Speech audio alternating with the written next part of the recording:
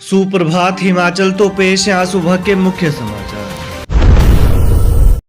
10 नवंबर से 48 घंटे तक शराब की बिक्री पर रहेगी पाबंदी, आबकारी विभाग ने जारी किए निर्देश। हिमाचल प्रदेश विधानसभा चुनाव के चलते ऊना जिले में 10 से 12 नवंबर तक 48 घंटे ड्राई डे रहेगा। इस दौरान शराब की खरीद फरोख्त पर पूर्ण प्रतिबंध रहेगा। सीमावर्ती जिला होने के कारण 3 किलोमीटर तक के दायरे के अधीन पंजाब के क्षेत्रों में भी शराब के ठेकों को बंद रखा जाएगा। राज्य कर एवं आबकारी विभाग ने नियमों का उल्लंघन करने वालों पर सख्त कार्रवाई की चेतावनी दी है। वहीं जानकारी के अनुसार ऊना जिले में शराब की अवैध सप्लाई को रोकने के लिए 24 से 26 नाके लगाए गए हैं। बच्ची से दुष्कर्म मामले में एसआईटी गठित, 1 दर्जन से थाने में पूछताछ। हिमाचल प्रदेश की पर्यटन नगरी मनाली में एक मासूम बच्ची से कथित दुष्कर्म के मामले में एसआईटी का गठन कर दिया गया है।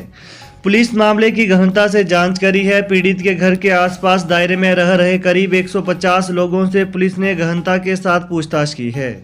संदिग्ध प्रतीत हुए करीब 1 दर्जन लोगों को थाना बुलाकर पूछताछ की। बच्ची से दुष्कर्म जैसी वारदात हुई या नहीं, इसकी पुष्टि नहीं हुई है।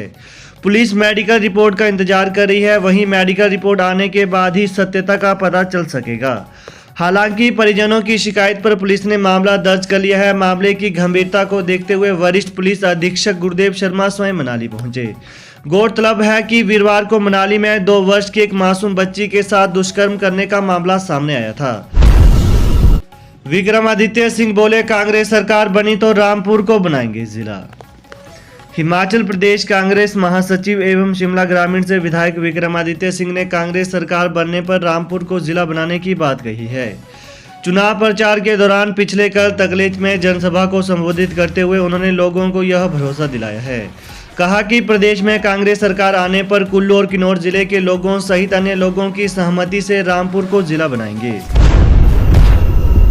सुंदरनगर और सोलन जनसभा में ओपीएस पर बोल सकते हैं पीएम नरेंद्र मोदी। पुरानी पेंशन योजना ओपीएस बहाली का मामला विधानसभा चुनाव में केंद्र बिंदु बन गया है। ओपीएस ने भाजपा की परेशानियां बढ़ा दी हैं।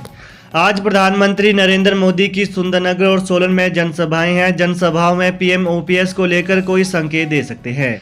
ऐसे में अब कल भाजपा का दृष्टिपत्र जारी होगा। प्रधानमंत्री सुंदरनगर के जवाहर पार्क में सुबह 11:50 पर और सोलन के ठोडो मैदान में दोपहर बाद 2:50 पर चुनावी जनसभा को संबोधित करेंगे। पेरू और तंजानिया से लाया जा रहा 24 करोड़ का सोना पकड़ा। स्टैटिक सर्विलांस टीम एसएसटी ने गुरुवार रात करीब 12:30 पर अम्ब क्षेत्र के जवाहर और नहरिया के बीच नियमित जांच के दौरान एक गाड़ी से 24 करोड़ रुपए का सोना जब्त किया है। खेप को टीम एहतियातन अम्ब पुलिस थाना ले आई है। टीम ने यह मामला राज्य कर एवं आबकारी विभाग के पास आगामी कार्रवाई के लिए सौंपा है। हालांकि बाद में जांच पड़ताल भी सभी आवश्यक दस्तावेज पूरा होने पर गाड़ी को सोने सहित भेजा गया। वहीं जानकारी के अनुसार पेरू और तंजानिया देश से लेकर आ रहे सोने को दिल्ली एयरपोर्ट पर एसएसटी ने जांच के लिए अम्ब क्षेत्र के जवाहर और नहरिया के बीच रोका। जांच पड़ताल में गाड़ी से 54.59 किलो शुद्ध सोने की ईंटें और 6.7 किलो फिनिशड सोना मिला। बताया जा रहा है कि यह सोना नादौन के एक रिफाइनरी फैक्ट्री के लिए जा रहा था। चंबा में प्रतिभा सिंह ने किया रोड शो, बोली अपनी नैया डूबती देख बौखलाई भाजपा के पांव तले जमीन खिसक चुकी है। यही कारण है कि विधानसभा चुनाव के लिए भाजपा की ओर से योगी आदित्यनाथ, राष्ट्रीय अध्यक्ष जेपी नड्डा और नितिन गडकरी पहुंच रहे हैं।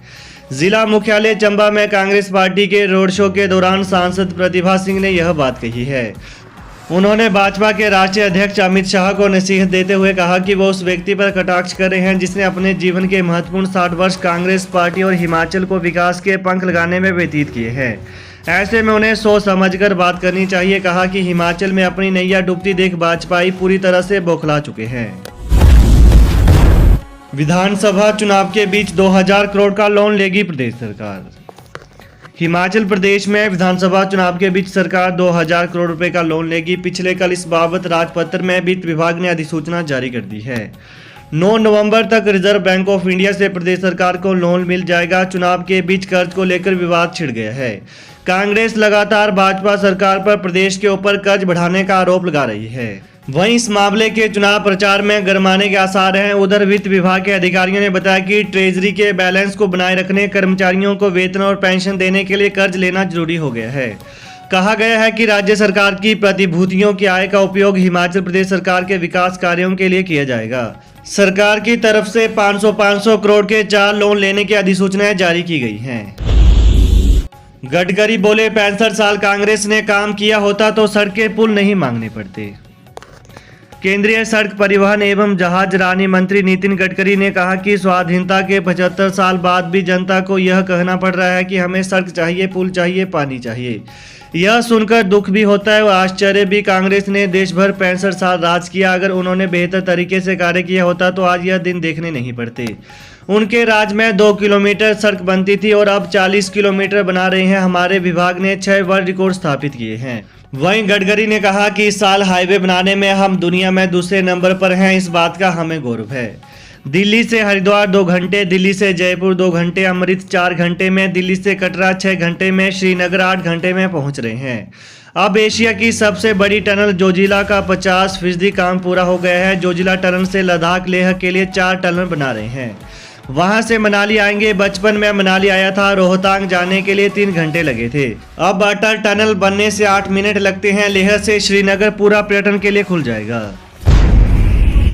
एपीएल परिवारों को अब 6 किलो चावल इस महीने से मिलेगा। बढ़ा हुआ राशन। खाद्य आपूर्ति विभाग ने जारी की सूचना।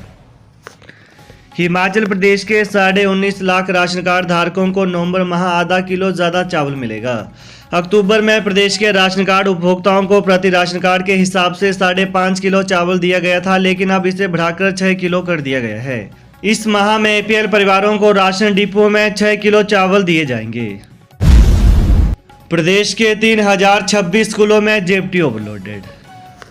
हिमाचल प्रदेश के स्कूलों में भले ही प्रदेश सरकार राष्ट्रीय शिक्षा नीति के तहत बदलाव की बात करती है, लेकिन सच्चाई यह है कि अभी भी बच्चों की संख्या के मुताबिक सरकार स्कूलों में शिक्षकों की भर्तियां नहीं कर पाई है।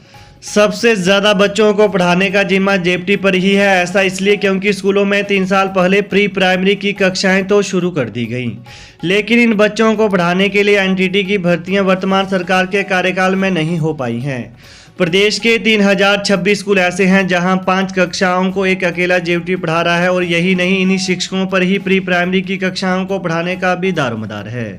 दूसरी ओर अकेले मुख्यमंत्री के गृह जिला में ही 562 स्कूल ऐसे हैं जहां पर पहली से 5वीं कक्षा को पढ़ाने के लिए एक टीचर है। ऐसे में शिक्षा व्यवस्था में कैसे सुधार होगा। यूडाई से मिले आंकड़ों के मुताबिक 2969 प्राइमरी व 57 मिडिल स्कूल है। 12 प्राइमरी स्कूल ऐसे हैं जिनमें एक भी शिक्षक नहीं है। समग्र शिक्षा अभियान एसएसए की ओर से 2021-22 की यूडाइस रिपोर्ट में यह सामने आया है। सरकारी स्कूलों में शिक्षकों की कमी से विद्यार्थियों का नामांकन लगातार घट रहा है। विभाग का कहना है कि जेपटी की भर्ती प्रक्रिया पिछले काफी समय से कानूनी प्रक्रिया में उलझी हुई है। इसके चलते स्कूलों में नियुक्तियां नहीं हो पाई हैं। चुनावी मुद्दा। हिमाचल में 28,000 आउटसोर्स कर्मचारियों को मिले महज आश्वासन। हिमाचल में सरकार चाहे कांग्रेस की रही हो या भाजपा की, वर्षों से सरकारी विभागों में लगे हजारों आउटसोर्स कर्मचारियों को महज कोरे आश्वासन ही मिलते रहे हैं। ठोस नीति के अभाव में इन करीब 28,000 कर्मचारियों के भविष्य पर लटके अनिश्चितता की तलवार अभी तक नहीं हट पाई है। हालांकि चुनाव करीब आते देख राजनीतिक दल इस बड़े तबके के वोट बैंक को बनाने की हर संभव कोशिश करते रहे हैं। प्रदेश भर में आउटसोर्स कर्मचारी वर्ष 2000 से विभिन्न सरकारी विभागों में अस्थायी तौर पर अपनी सेवाएं देते आ रहे हैं। तो ये है आज सुबह के मुख्य समाचार। तो प्रदेश की ताजा खबरों को पाने के लिए चैनल को जरूर सब्सक्राइब करें। Thanks for watching. जय हिंद, जय हिमाचल।